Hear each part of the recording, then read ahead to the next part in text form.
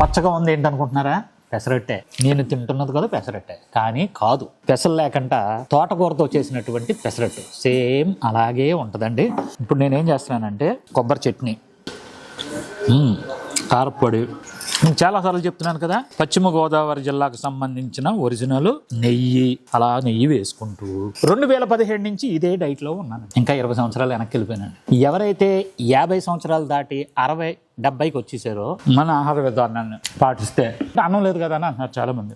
50 సంవత్సరాలు తిన్నారు కదా, వదిలేండి మీ పిల్లలకి, మీ మనవాళ్ళకి. ఇప్పుడు మీరు ఆ పిల్లల్ని, ఆ మనవాళ్ళని ఆడించడానికి ఈ ఆహార విధానంలోకి వచ్చేయండి. వాళ్ళు ఎదిగే కొద్దీ మీరు చిన్నవాళ్ళు అవుతారు, వాళ్ళు పెద్దోళ్ళు అవుతారు. ఈ ఆహార విధానంలో మన ఆహారంతో పాటు ఆరోగ్యం కూడా ఇక్కడికి వస్తుంది అనటానికి ఎంతమంది పెద్దోళ్ళు ఇక్కడికి వచ్చి డైట్ చేసి 70 సంవత్సరాలు కూడా డ్యాన్స్ వేస్తున్నారండి. పెద్దోళ్ళకి చెప్తున్నానండి, ఎందుకంటే ఒకళ్ళ మీద ఆధారపడకండి మీరు. ఆ మాట మనకొద్దు. ఎందుకంటే మీ తాతలకున్న ఇమ్యూనిటీ మీ తండ్రులకు లేదు, మీ తండ్రులకున్న ఇమ్యూనిటీ మీకు లేదు, మీకున్న ఇమ్యూనిటీ మీ పిల్లలకు లేదు. అంటే సహనం లేదండి. ఇప్పుడు చాలా ఫాస్ట్గా రియాక్షన్ అవుతున్నారు. దయచేసి మీరందరూ కూడా ముందు మీరు మారండి. మిమ్మల్ని చూసి మీ పిల్లలు మారుతారు, వాళ్ళ పిల్లలు కూడా మారుతారు.